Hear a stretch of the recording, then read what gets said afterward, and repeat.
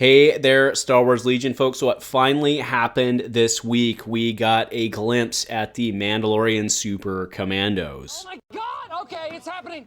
Everybody stay calm. What's the procedure, everyone? What's the procedure? Stay calm! Wait. Everybody calm down! That's right. I know you've been excited. I know I've been excited. I know this is the one that a lot of people wanted to see. We saw it. So today I'm doing a rundown about these dudes.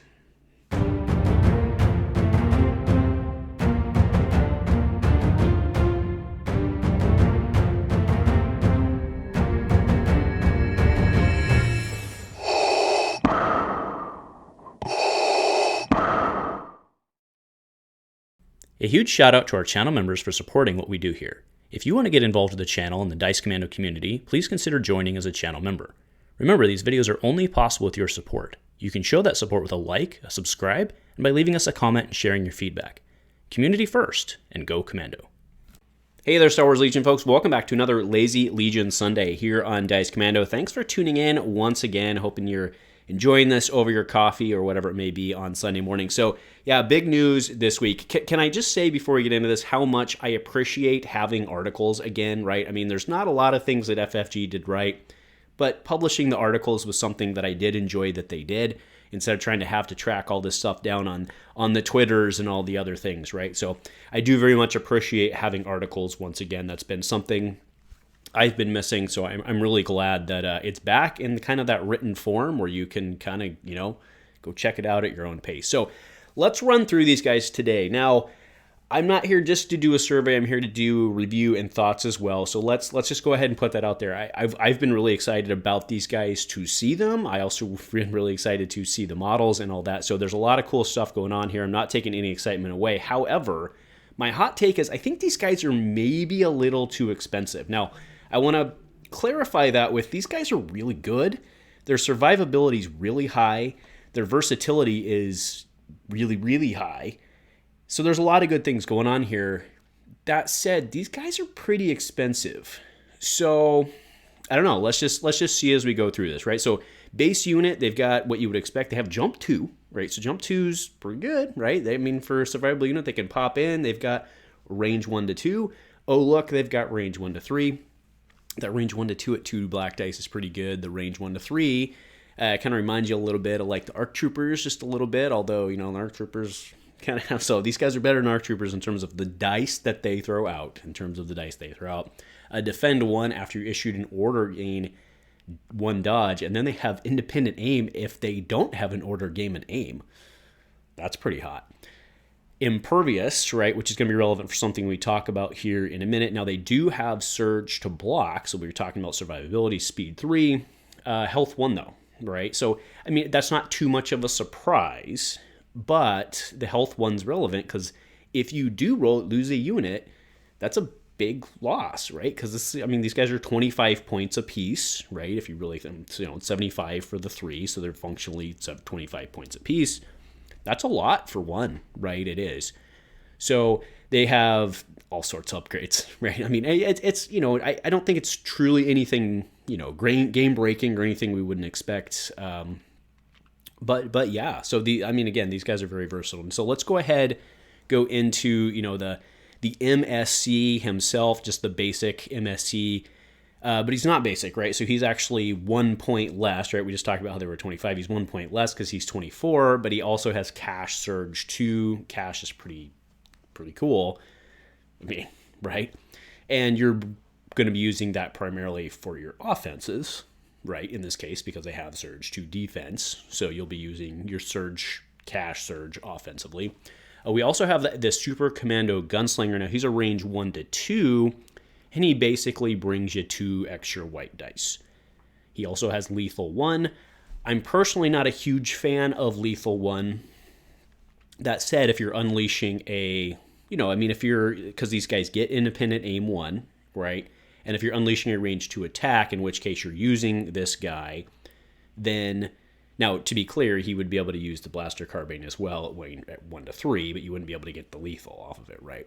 So, which, again, I'm not a huge fan of lethal. That said, if you're rolling a whole bunch of black dice and then 2 whites, are you really going to spend the aim to reroll the 2 whites. Probably not. You're going to turn it into Pierce, right? So that's fair on this guy. Now he's 30 points, which is, it's okay, right? But if we go comparatively, if you look at the Super Commando Marksman 1 to 3 for a rainbow, single rainbow, and you have Pierce 1. Or sorry, precise, not precise. You have precise ones, so you get an extra reroll there, which is going to be very helpful because remember when you're 1 to 3, you're rolling a bunch of white dice, right? So I like the marksman myself over the gunslinger. I certainly see the argument, but that red die is very attractive at range 1 to 3. I think I like the marksman more because they're both 30 points, so I think I like him more. But then we go into Rook Cast, also a very, very cool looking mini. So this is 1 to 2, 2 reds, 2 whites, 2 health is your leader, and you gain Retinue Maul. So if you are, at range 1 to 2, you can pick. You're probably going to pick a name token, I would guess, in that case. But you might not need it, right? Because again, a range 1 to 2, if you're doing your thing, that's 6 blacks, 2 reds, 2 whites. So maybe you don't need it. Maybe you do take your dodges to try and stay alive because you're an expensive unit. You're even more expensive with her. She's 35. And then just to round out the rundown, so we did see some other upgrades that can go on this unit as well. So they have the Super Commando Combat Shields, which is just shielded 2. There's no recover on this, which is interesting. I think we've seen that on every other shield. I think we've seen the recover, but not in this case. And then the Super Commando Jetpack Rockets is a range 4 only, which is interesting, for 1 red, blast, crit 1, impact 1, for 8 points. An expendable. I think you run this. I think you run this. I know it's kind of weird, but you get that 1 range 4 shot off, probably into a vehicle. I mean, there's not a huge shortage of vehicles going around. I see a fair number of them. So, but either way, it ignores cover, which is pretty hot because you're probably, if you're using it early, you're probably going to have cover, or your opponent's probably going to have some sort of obstacle in the way. I don't know. This is kind of cool. I think you probably play this, right? So you can get a good shot in on vehicle, but you only get it once. But remember, each mini would get to do it. So you have 4 of them, right? So that's pretty cool. That's pretty cool. So yeah, that's the full rundown. I mean, I realize I kind of reviewed as I went. But, back to my original point on just, looking at because once you throw somebody on this, you're looking at, 110 points, roughly, right? 105, 100-ish. Low hundreds, right? That's a little expensive. Now, because, these guys are very survivable. So I think that's the counter argument to the points. And I'm not saying they should be less. I'm not saying they're overpriced.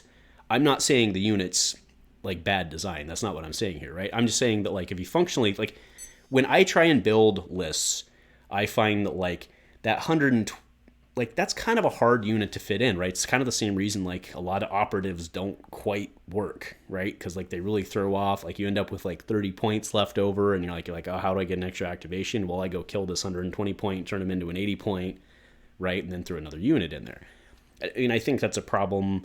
Not a problem. I think that's an exercise we all go through. It's let's throw Bossk in. Well, I can't get Bossk to work because his points aren't quite right. Let's throw Boba in. Can't get him because his points aren't quite right. Wouldn't I rather run 2 units? Generally, yeah, you would, right? And I think these guys fall in that same category. Now, granted, you're going to be trying to run probably a couple of these guys. I grant you. That said, I don't know. We'll see what the rest of the army ends up looking like. We'll see if when what's his name, Gar Saxon. There we go. Once Gar Saxon wants to see him, I don't know. Maybe he's got some sort of synergy or something there. We'll see. But, in terms of the survivability, which, yes, they do have, they're still at risk of Pierce. And you're like, well, Andrew, no, you're an idiot. They're not at risk of Pierce because they have Impervious. That's true, but remember, they're rolling red dice. Red dice are 66% because, in this case, they have the block. So you have a 66% there, which means you have a 33% chance of missing. Now, okay, but you get the extra die to try to cancel it out, but it's a 33% chance. And remember, each die you add increases your chances of missing, right? So I think these guys still, You know, I mean, I guess my argument about Pierce, I suppose, is like, well, you still have to roll good. I guess you always have to roll good. That's fair. But remember that, you know, the Pierce still cancels one, right? So yes, you get an extra die for it, but Pierce still cancels one. And as you add, I mean, it's not the same as immune Pierce, right? It's not. It's better than not having it, but it's not, it doesn't solve Pierce, right? So Pierce still rips through these guys. Pierce still threatens to rip through these guys. And, you know, there's no shortage of snipers, and most people run 1 to 2 snipers. So that's a lot to put in when you're going to be taking fire. I don't know. We'll see. To be clear, I don't want to sound like I'm down on these guys. I just think that where they fall with their price point is going to make them very hard to build. I mean, we all try to go like 9 activation, right? You want to have more than 8 activations generally, because eight's kind of easy-ish to hit, and you kind of want to be in that 9 range and try to be a little better or more. And I don't, you know, this army is not going to be that way. So these guys are going to be shoot and scoot and scoot and shoot and scoot, scoot and shoot, right? Get in, get out, shoot, jetpack back out. Yeah, if you can use them right, I think they're going to be really, really cool. But I think that you start losing units, some bad rolls, and you don't have an army anymore, right? So we'll see. We'll see what the rest of the army looks like. You know, Gar Saxon. Let's hope Gar Saxon, in this case, based on their points, let's hope Gar Saxon's like a Rex-ish point, right? Like 90 to 100. I think that's what you got to hope for in order to really make these guys work, because you're going to want to run a couple units of these guys, I think. You know, you're going to want to run Maul. You're going to want to run a couple units of these guys. Gar Saxon. Maul's going to be, you know, well, we know what Maul is, right? He's going to be in that roughly 160-ish, maybe a little higher than that range by the time you get him kitted out. So, yeah, we'll see. Anyway, these guys are super cool. The models look really great. The Rook cast model looks really great. The pictures we saw, I've been showing them up as we've been going. Yeah, but anyway, let me know. Are you excited about these guys? Do you agree with me? Do you disagree with me? Do you think they're, you know, on the price point? I mean, again, I think they're priced pretty correctly. It's just a matter of how that correctness will fit into army building. We will see. So anyway, let me know what you're thinking. And if nothing else, guys, thanks for tuning in. And go Commando.